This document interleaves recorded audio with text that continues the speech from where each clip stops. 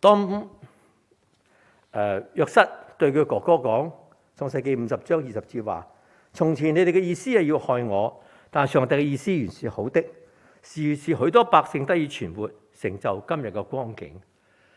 弟兄姊妹，你有冇經歷過？當你依靠神嘅時候，我唔好睇好與壞先，地上啲好與壞係短暫嘅。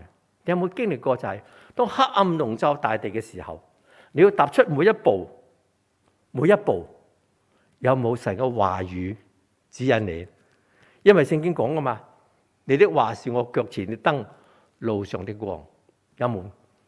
如果有嘅話，你明白以賽亞書55章所講嘅，我嘅意念非同你哋嘅意念，我嘅道路非同你哋嘅道路。呢個係耶和華講嘅，天怎樣高過地，照樣我嘅道路高過你哋嘅道路，我嘅意念高過你哋嘅意念。弟兄姊妹，有冇睇到呢個世代裏邊，無論環境點樣變化，你相信神嘅意念高過你嘅意念？